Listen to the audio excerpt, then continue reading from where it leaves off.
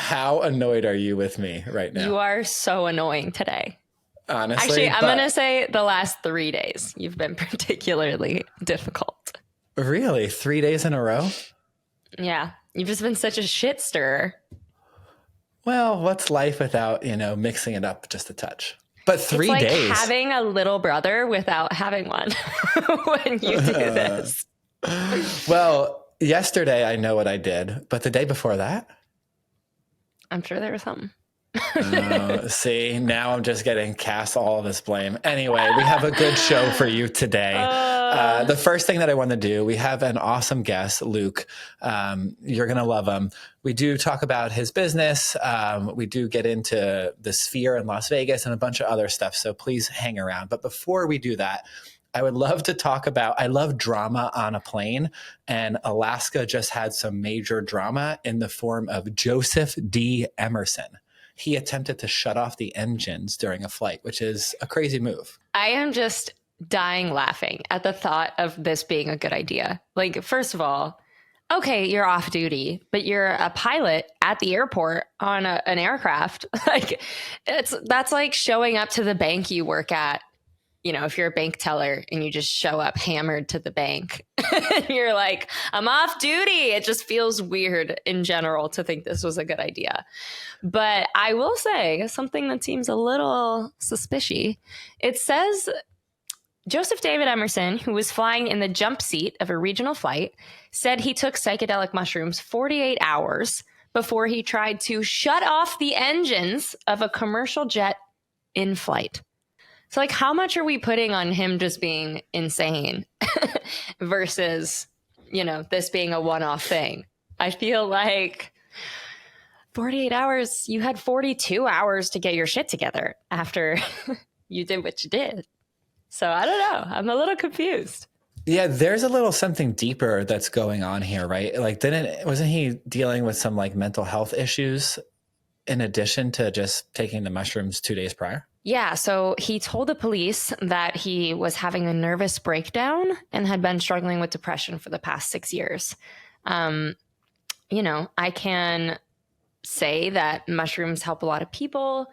I know that they're becoming regulated and, they're being prescribed to people now. That's the power of this. But I just don't know if the quantity consumed was what it needed to be or what was prescribed to him, or I don't know if this was a prescription or if he was just trying to choose another option. I'm not really sure, but I can tell you that taking mushrooms on an airplane in general just sounds like a real bad idea. It's not a great idea. And then if you're thinking about doing anything on a plane, this would be a cautionary tale. So because of this little stunt, right? He is facing 83 counts of attempted murder and endangering an aircraft, which is insane. So I think in the world, if you're thinking about lashing out or doing something insane or crazy, I would just highly recommend that you choose not to do it on an airplane, because when you're on that airplane, it seems like that the stakes are higher, because they are, and it's not going to go well for you when you get caught. I think that the justice system is more penal when airplanes are involved, where if you, did some weird stuff in a grocery store, you may get let off with a slap on the wrist. Actually, just the other day, I was on Twitter, or X, whatever that you call it now. And one of the candidates for president that's running against Biden on the Democratic side, RFK, actually had a perpetrator break into his property. He was apprehended by the police, and he was released, I think, that day or a day later. Well, what did the guy do? He came back and broke into RFK's house again. This just kind of proves out the point that if you do stuff on land, especially in our current justice system, so oftentimes you'll get a slap on the wrist. But I think on planes, the justice system takes it a step further, and they're a little bit more harsh. So word to the wise or unwise and unwell, don't mess around on planes. Just don't do it, right? Word to the unwell. Did you like that? I thought that was good. I like that. So in general, That's our message here at Travel Nerds. When you're on a plane, act right. Put on your headphones, watch a movie, do your thing. No turning off the engines, no disturbing the other passengers. And please, for the love of God, put your book bag under the seat. It's still my pet peeve. Oh my gosh. Just to get that out of the way. Just to get that. Scary things that Emerson said while he was in the air. He said, I'm not okay. You need to cut me off right now or it's going to be bad. I messed everything up, tried to kill everybody. I'm admitting to what I did. I'm not fighting any charges you guys want to bring against me. I pulled both emergency shutoff handles because I thought I was dreaming and I just want to wake up. So he was having a little bit of a break. Yeah. Absolutely. Little nervous break. And that's really scary. Like, think of how many commercial flights there are out there, how many pilots we have, 2 per cockpit. I mean, that's just double checking and making sure that all these people are in the right state of mind and sound mind. It's pretty scary. I hope that this kind of like kicks in and makes the process a little more rigorous for pilots and what they need to go through before they hop into the cockpit. For sure. Well, for today, Connor, did you want to introduce our guest and then we'll throw to the interview? So today we're talking to Luke Hogue. He is fantastic. He's a friend of me and producer Molly from college, but he has a pretty awesome, diverse work experience spanning over several industries. He used to work at Freeman, pretty gigantic player in the meetings and events industry, if you've ever heard of him. And now he is the manager of customer success at Bizzabo. So we're going to talk to him about a fast-growing event technology company, what he sees on the horizon, what's working for Bizzabo at the time being, and let's hop into it.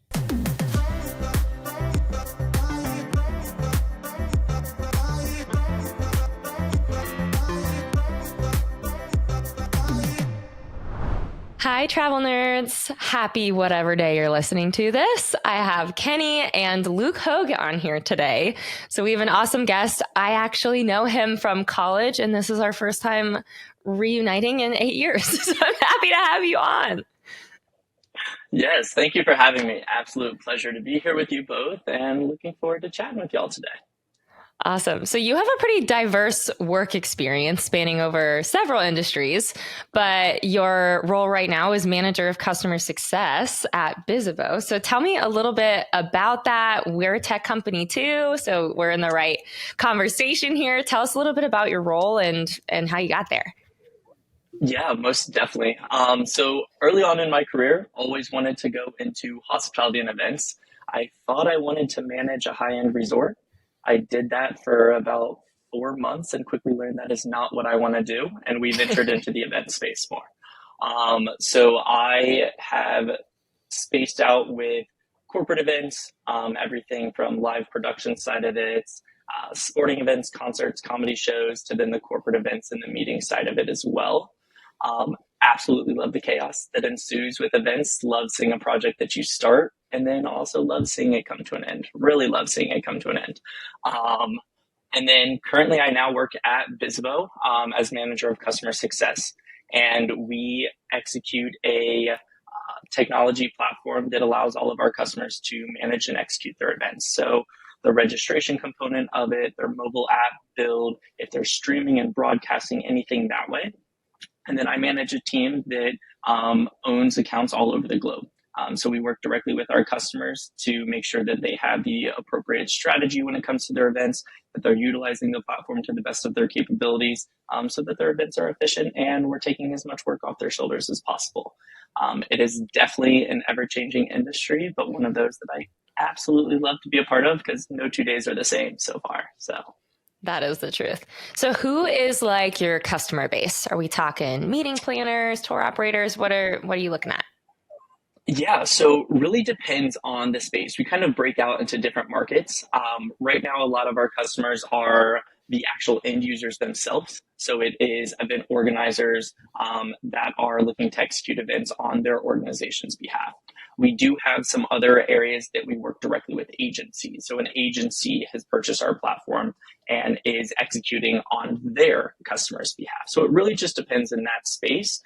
But the people that we are working with are the ones that are truly executing the event on the day of, the planning and the prep all the way through, as well as the post-event for all their data, reporting out to their stakeholders and things of that sort too.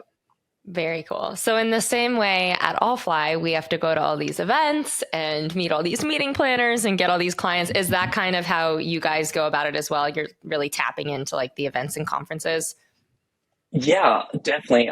For example, in a week and a half, I'm off to London. So I will be attending an event in London, and speaking with just other event tech users in that space and consumers. We just got done doing one out at IMEX, as well as event tech in Vegas as well was another conference that we go to. And it's a great place and an opportunity for us just to communicate, share ideas, but then also kind of tap into the consumer base as well. You were at IMAX? I was not. I was going to say, what a whiff. Okay. I did see you were at IMAX out there. So hectic as ever. Biggest one they've ever had. It was pretty obvious too. It was crazy. Amazing. Well, let's like start from the beginning. For somebody who would love a role like yours, what like did the beginning look like? Because I know you worked as like a youth staff event leader. You've definitely like been in this and working towards this goal for a long time. So what are like if you were to give somebody advice on how to get where you're at now, what does the path look like? Be willing to say yes to a lot of different opportunities and branch out. The hospitality and event industry is one that is a lot about networking. It's one of those that you never know who you're interacting with on a day-to-day and who can open those doors, not only for you, but also always remembering that down the road, I may be the one that's able to open the doors for others too.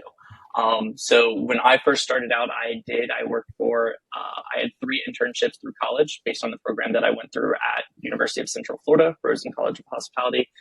We were required to do 3 internships. I did one at a very large resort because that's what I thought I wanted to do and quickly learned that is not it. So I then ventured over and worked as a national program coordinator for a youth leadership organization. So travel around doing the logistics and operations for it, the public speaking space, everything that way, which quickly kind of fed in and fueled that fire of, I enjoyed this. This is chaos. I'm traveling. I'm getting to see things and meet new people. And then after that, it kind of opened the door after college to, I worked at a company called Freeman, which is one of the largest event contractors in the world. Yes. And it was definitely a fast pace. It was one of those that got thrown in and it was a sink or swim situation of trying to figure it out and everything that way. And I loved it. It was definitely a space that I thrived in and I enjoyed all of the new things that I had to learn and inundate myself with. And so when COVID came around, that's where it kind of branched out, and I was still working for Freeman at the time, but I had to learn all the tech side. All of my large corporate customers switched over to virtual events. And so it was a space that I had to learn the virtual space as well. And I absolutely love that. So I think that's a key item here for anybody that is looking to go into the event space is just being resilient and adaptable to the situations that you have at hand is a key component of it. I really don't know what I'm walking into every single day. I could jump on a call with a customer and they're like, we're executing an event in Doha and we need to do this. And last week we were talking about a small 10-person meeting that they're having in LA, which is no big deal for them.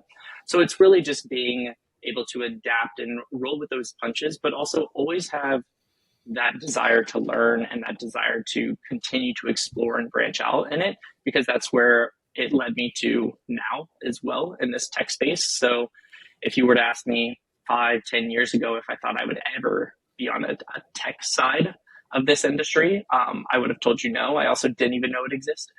So it is definitely one of those items of it's an opportunity to constantly learn and challenge yourself and grow not only as an individual, but a professional as well. And I would think that that's the biggest thing that I would say, and I wish I took more advantage of it as a younger professional, was communicating and networking with those that were all around me. I was always I absolutely hated going to networking events and things like that and dreaded doing them as a young professional.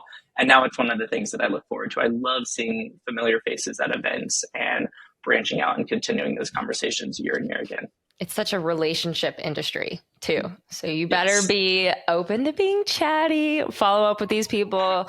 There's so many options, right? Like obviously there's more options to go to for airfare than Allfly. Same thing with Bizzabo, but it's just like keeping top of mind. And then also same thing. If you would have told like UCF Connor Ann she'd be working for a tech company, it's like, okay, well, did she go to a boot camp and like learn at what point from film till here?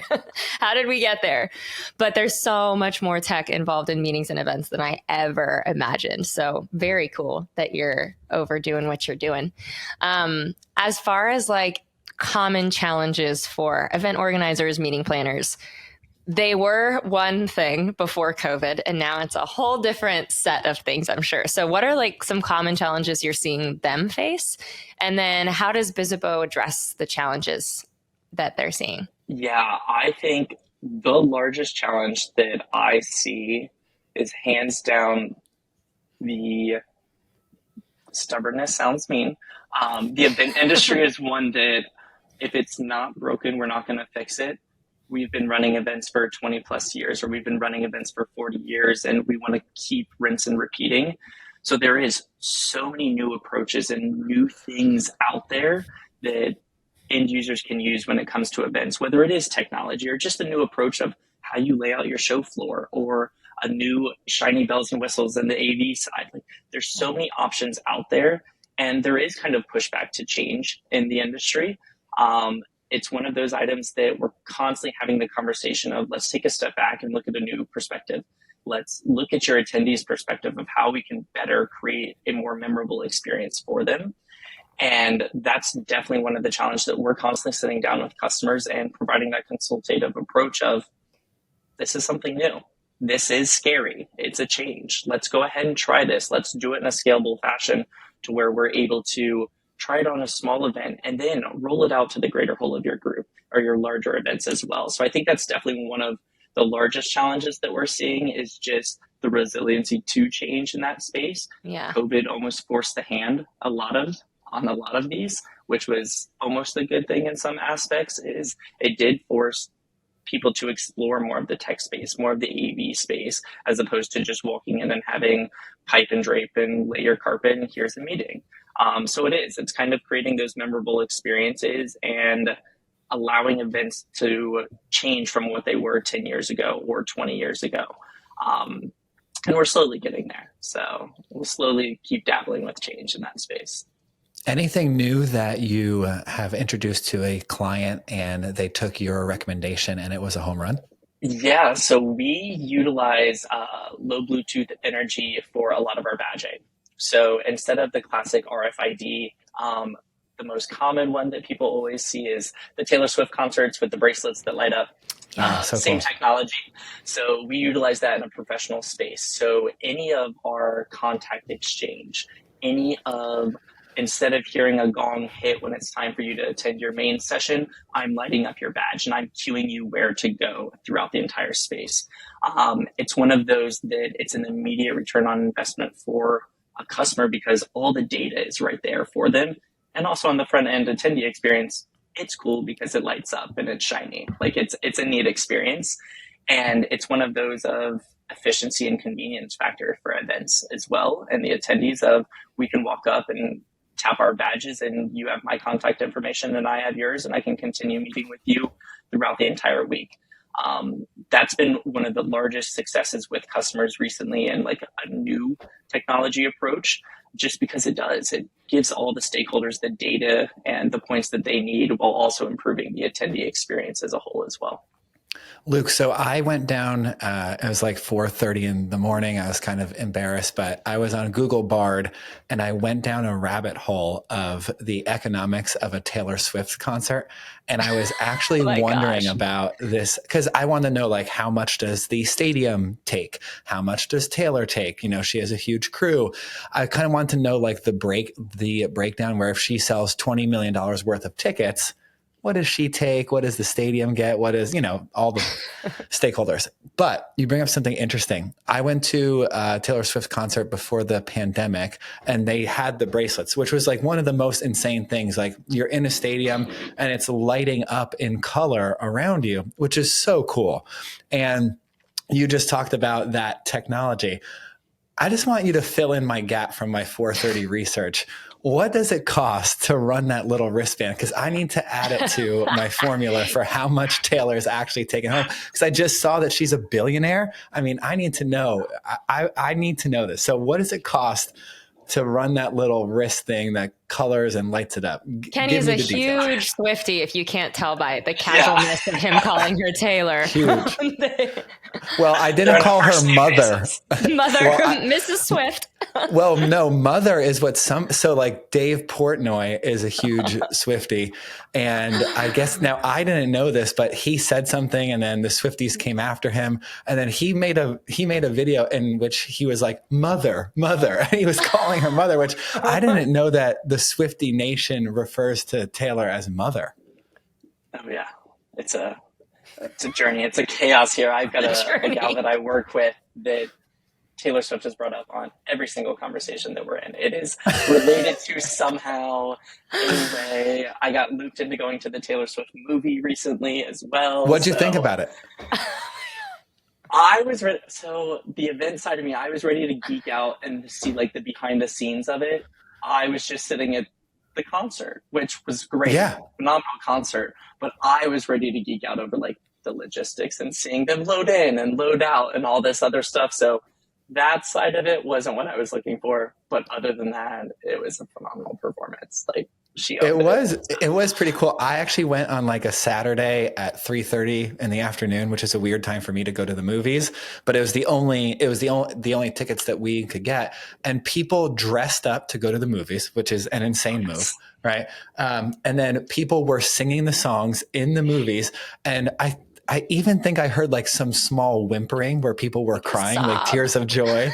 And I was like, are you fucking crying? This is a movie. We're not live. Like, save the tears for like the concert experience, but come on, get it together. But it was so insane how she has built such a fan base that she'll sell out a movie theater. Like, totally insane. All right, but back to the wristbands. I need to know. Yes. So the actual wristband and the build of the cost for them, I'm not sure on the exact number, but where a lot of your dollar bills come in is the programming of it every single time. So to give you some insight, when they're going in and doing that, they're all geolocated in that space. So there's a ton of beacons all over the stadium. That way I'm able to light up section 102 blue and section 206 green or whatever to fit that. So that's where your cost is going to come into play, all on a scalable fashion. So we could do it in a small convention space that is just a giant rectangle. But if I'm coming in and taking into consideration cement columns and everything that way, I've got a beacon all around it. So there's these little hidden pods throughout that jump your cost up every single time you do it. Maintenance of them isn't too bad. They're all rechargeable if you actually get them back after the fact. Most time, that's another cost to take into consideration is people steal it because it's shiny and they like it. But yeah, overall cost of the actual beacon, I'm not too positive of, but where your large jump in cost comes into is just how you're scaling it and building it. So every single stadium would have had to have a different programming built out based on the layout of that stadium as well, which is a massive cost to take into consideration. So are we talking cost wise? Are we talking like maybe $2 to $4 like per unit on their wrist, or? Potentially, in a scalable reason. Like, I'm assuming that they would have gone out and purchased millions of these, knowing that she was going on tour with it. But it's definitely one of those sliding scales that we see. If it's a smaller event, your cost per head is going to be much higher than if we're running a 50,000 person event. So, speaking of events, have you seen the Sphere in Las Vegas? Yes. And I want to go so bad. I've seen the construction of it because I was in Vegas numerous times last year. So seeing the construction of it and everything. I have yet to go out there and see it in person since it's been completed, but it's cool. Definitely on my list. Talk about per unit cost. Oh my God. Just a little $2.3 billion attraction. Yeah. I like it. Totally insane. Yeah. I mean, I heard that the average ticket cost for U2 is $950. And whoever is spending $950 to hear U2 lip sync at a concert, they're an idiot because that's a waste of money. That's what 950. That's a bit steep. I'm always happy That's to a spend bit steep. penny on it. I'm always happy to spend a pretty penny on an experience. That's a lot. And That's a in lot. What's the tandem with U2, they're also running like a nature movie. So you can either go see the concert or you can go see this movie and it like plays above you, like David Attenborough, like nature film, type of thing. And it's like $115 to go see that movie. So. Oh, see, much better than $1,000 to hear washed Concert up versus U2. a Give me a break. 45-minute movie. It's different. It's different. No, I would say, what's the most, Luke, that you've ever spent on a concert? Oh, this will tell us a lot about you. Yeah, it will. It was around 800, and it was Harry Styles in Chicago. Oh, that's cool. I would have cried. How was it? Yeah, it was phenomenal. I've seen him now 4 times, so I will go see him again at some point in my life. What a fox. That guy has one of the best laundry lists of women that he's dated of anyone on the planet. Epic. I mean, hats off. Unmatched. Like, kudos, buddy. He stays busy, that's for sure. He stays busy. busy. Have you ever heard about my wife just played the song by Taylor Swift. It's like, I knew you were trouble when you walked in. I heard that is about him. I believe it is. I am not a big enough Swiftie fan to know, but I do remember there was the time to where they were chatting, to say the least. And I think it came out around that time as well. Yeah. And are you looking up the lyrics now, Con? I'm looking up if it was about him or not.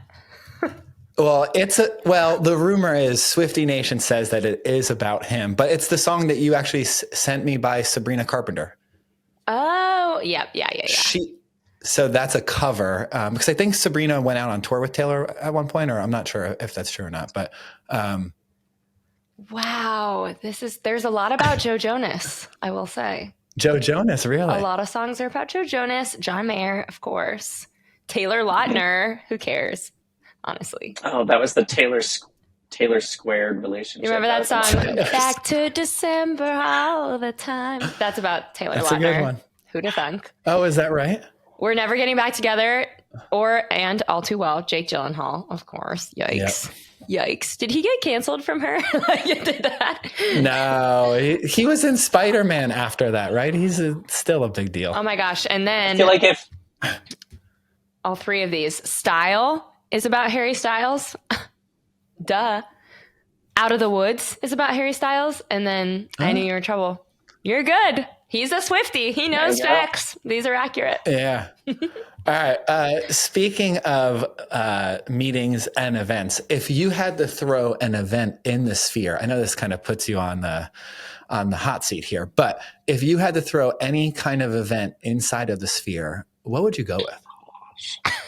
Lord. His birthday party. It wouldn't be $950 to start. We'll start there. Well, thank you for keeping it economical. Cover for your B-Day, $1,000. Exactly. I'd go. Trying to think of something that I'm passionate about as well. So something that's relatable right now. I play rugby outside of work. No way. What?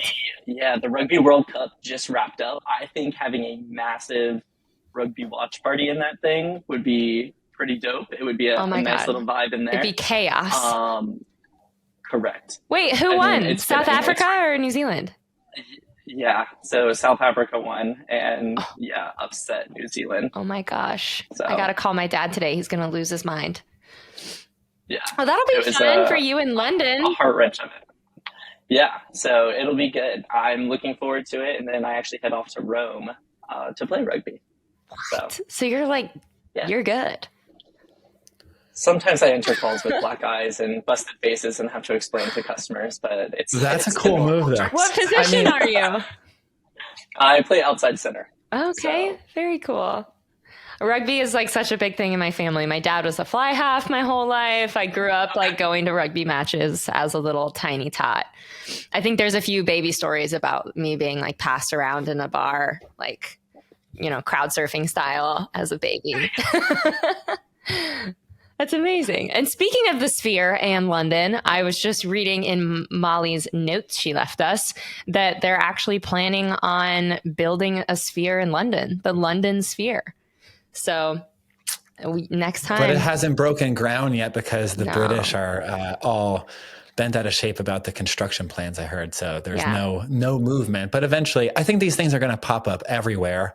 The cost to build them will come way down because, the 2.3 billion is probably super inflated just because they had to invent a bunch of technology that didn't exist just to make this thing be able to work. So I would assume that every major city is eventually going to have its own little sphere. So that would be cool. The Orlando Sphere. I want to see it. Luke, can you believe that I'm still in Orlando all this time later? I moved to Nashville from Orlando. I went back to Orlando for about a year and a half after DC. What is it about us? It's like you go to UCF and then you're hooked. Kenny went to UCF too. So we got Knights alumni all around. There we go. At least you guys left and then, came back. Like Connor went to Australia. She lived in 7 different places. We're pretty sure she's a gypsy. It showed up on her background check. And then she came back to Orlando, which I thought was cool and I appreciated. But I never left. I just stayed after UCF and I was like, I could play golf all year round. The weather is reasonable, except in the summer. I'm getting sick of that. He still goes to library. It's a lot. Library. No, I met my wife at library. But the one before Connor's time, it was where the McDonald's, well, I don't even know what it is now. I think there's a McDonald's there. I was in that one, but then it moved down the street, right? Yeah. So it used to be over by Plaza on University, Connor. Yeah. And then that McDonald's, and then it's now down University. Gosh, I can literally hear my feet sticking to the ground walking in there for happy hour. I know. I need hand sanitizer just thinking about it. But the fact that you met Diva there, Kenny, that is the funniest, most unpredictable love story. I met my wife at library. So good. I met my wife there, and I think I had a $2 pitcher of beer, which I wasn't even sure is beer because the economics of that don't really work, right? But yeah, I met her at Knight's Library. I was before the dating apps and I was pre-iPhone. That's how old I am. I mean, if you could tell from the gray in my beard, but I met my wife and we exchanged BlackBerry PIN numbers. That's how old I am. I love a BlackBerry though. Aren't they bringing them back? I think they're coming back. I think they tried, but they failed. The iPhones are so good. Nothing is displacing an iPhone for probably the end of time. It's going to the conversion rate of ditching your iPhone for BlackBerry has got to be pretty bad. Oh, it has to be terrible. I mean, even getting someone off of iPhone to go to Android. No one wants to be the green in a group chat, No, it's so embarrassing. We have a friend we exclude from group chats solely because he has an Android. So we do the same thing. Our golf group, we kicked out 2 of our probably most favorite people because they were just cheap and they had Androids. Favorite people. Tell Luke the thing you told me in New York about how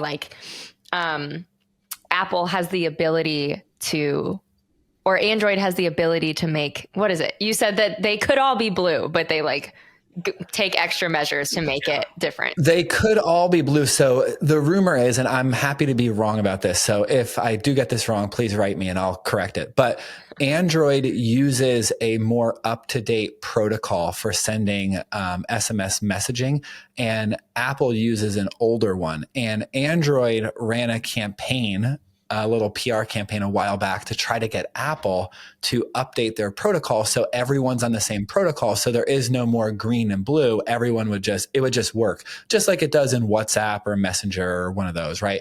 But Apple is holding on to it. I think because it's a status thing, right? They have their people locked in, and people that love Apple, you couldn't pay me to use Android. I just wouldn't do it. I do I'm just it not for doing payment. it. I do it. Oh my God. Well, you would do anything for $1. So. Oh my God. I I would say cut that out, but it's not always not true. Okay. Her Venmo is Connor Ann Waterman. Oh my God. Also, That she just gets really weird is Venmos. it. So if you, if you want to, contribute to the cause, I'm here.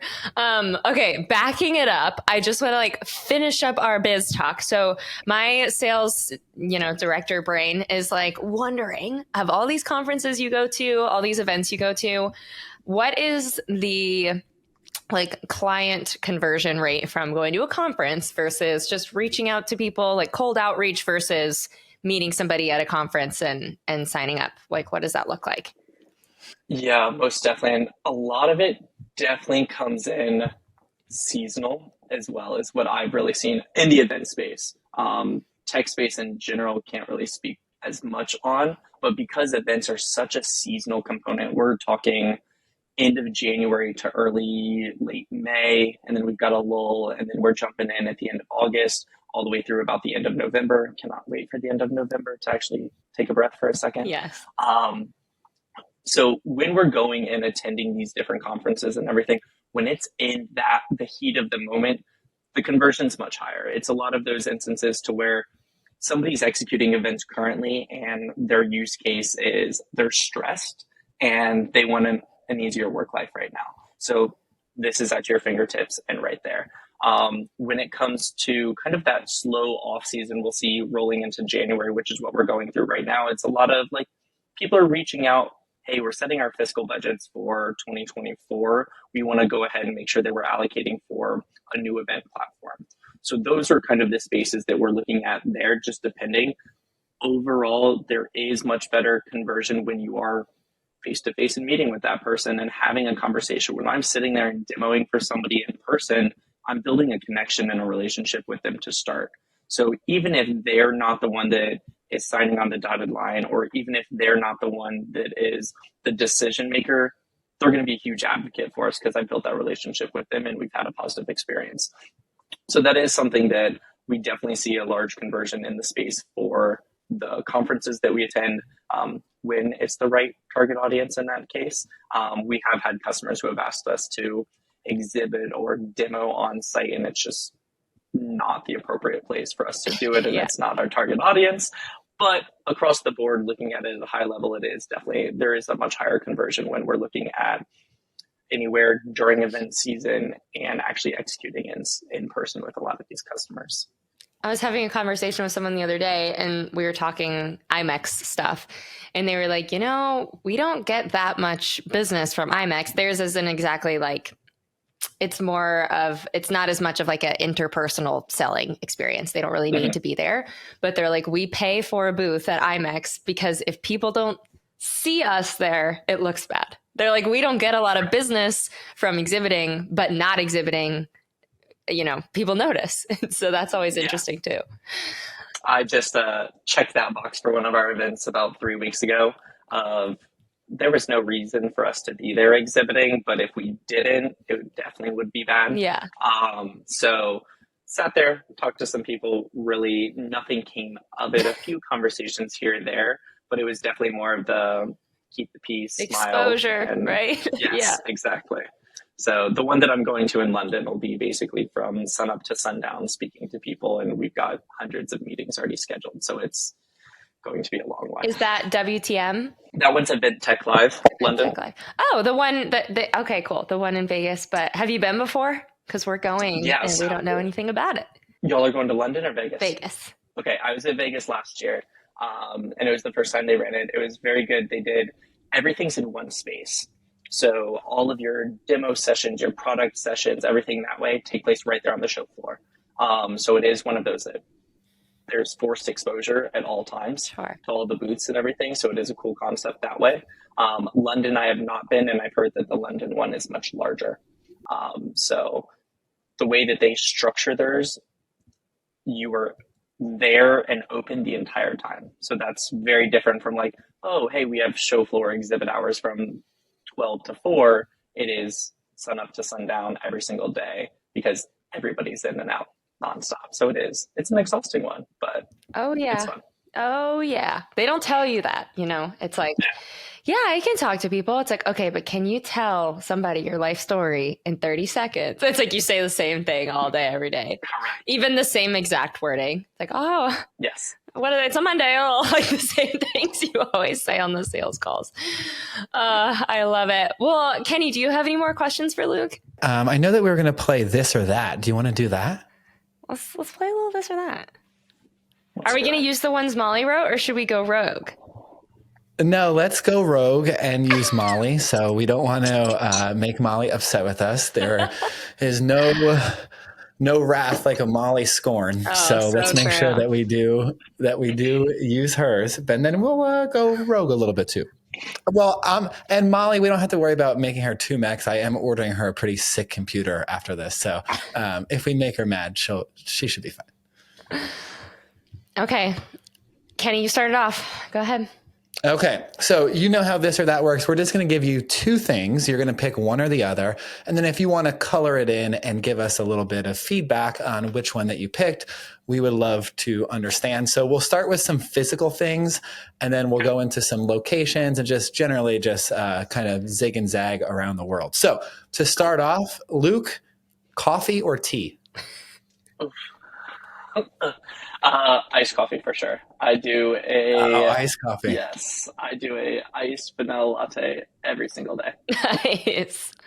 That sounds delicious. I need that. Doesn't matter if it's freezing out. Today it's currently 28 degrees out, and I still have an iced coffee. I'm so jealous. I miss the snow. Oh, nice. Okay, beach vacation or mountain vacation?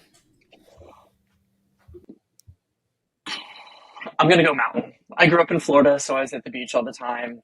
So mountain it is, change of scene, everything. I actually just booked a mountain vacation. I'll be going out to the Smokies in December for about 6 days. So there you go. Nice. Do you ski in the Smokies or no? Is it possible? Nope. Yes, really slow skiing because they're not like massive, but there's some options. Most people just go tubing. I love tubing. Snow tubing? Or sorry, are we talking lake tubing? Yeah. Snow tubing. Okay. So it's a safer way to consume alcoholic beverages and just sit in a tube and slide down the hill as opposed to having to do any physical activity. You kind of feel like such a dummy. You're just like launching yourself. I've definitely fallen out of one of those tubes and had quite the experience. Would you rather have the ability to fly or read minds? Definitely fly.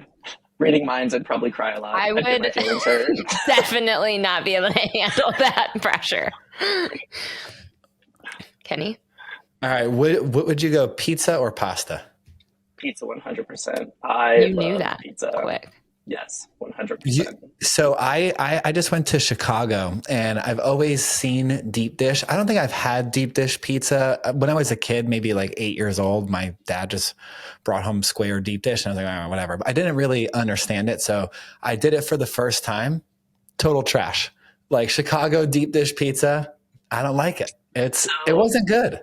Yeah, people are gonna hate me saying this. I don't like it. It's too messy. I'm sitting there. It's like so doughy and everything. I was like, this is just miserable to eat. So I want a pizza where I can eat like multiple slices, and that's not what deep dish is. Like you have one slice, and if you eat more, you're an absolute animal. I want to be able to eat at least 3 slices of pizza. You know what I mean? Correct. I had 6 last night. It was amazing. I get your shit together. All right, let's do a little bit of locations, your vacation preferences, if you will. I'll give you 2 and pick one. London or Rome? Rome. Let's do Rome. I feel like that's more sports driven and activity driven. So we'll go there. I will be going to London will be my first time in Europe. So I am broadening those horizons. No way. Now. And you get to go to both so soon together. That's super fun. Yes. And they're wildly different too. So that's amazing. Yes. London is cool. All right, let's go New York or LA? LA for sure. New York I go to for work all the time, and that's kind of jaded me of New York is for work. I'll go for about 48 hours, and then it's time to get out. I'll show up for my meetings, go see a show, and then time to head home. You're out, huh? Let's go San Francisco or Miami? Ooh, San Francisco. Nebraska Miami's or Idaho? The whole state. Which one do you like more? Idaho. I love potatoes in any form, so I will take Idaho any day. I always, if someone's like, what's your favorite food? I'm like, potatoes. No preference, any kind. Sweet potato, regular potato. I'm here for it. Potato chips. I actually just had, me and Connor, whenever we travel, we usually get like a thing of Pringles. And then I continued that the other day in Chicago, and I downed a whole thing of Pringles in like 2 days. You ate Pringles without me? What the hell? I know it wasn't right, but I did take down the entire tube, which was kind of, it's weird. You're just holding a tube and it's like almost like you're drinking them. It's like you could just go in. I think there's like psychology behind the packaging though. There's something about like sticking your whole arm in the can. Like it's definitely not the most efficient packaging, so they must do it for a reason. It's like you can't really see how much you've eaten, so you're bound to just like, you know. But I go one at a time, like a normal person. You'll go 5 Pringles at once, which is just an insane. I'll go 5, yeah. Like I want to have a mouthful. I'm not trying to do it one at a time. Take it slow. I want to potentially choke. Yeah, like I want a little danger in my Pringle eating experience. Like, will I choke? Will I live? I don't know. We'll see. Luke, thank you so much for coming on today, taking time out of your busy Wednesday. Love you for it. And it was just great getting to catch up. It sounds like super exciting about what you're doing. And what would like 5 years from now look like for you? What's the main goal?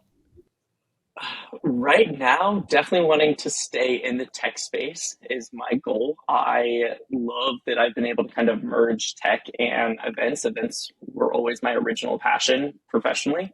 So definitely wanting to stay in this industry and see where it goes. I feel like it's one of those that it's constantly changing, which keeps things fresh. Yeah. So perfectly happy to stay in that space, but want to continue broadening my technology background and my knowledge in that space. So I'm constantly working with our engineering team and just cross product items and things that way of just making sure that I'm as knowledgeable as I can possibly be for my customers. So it's definitely a space I like to stay in, and in the next 5 years, hopefully continue just climbing up in this space and continuing to learn more. Oh my gosh, just wait. You're going to be on Travel Nerds 5 years from now, reflecting back.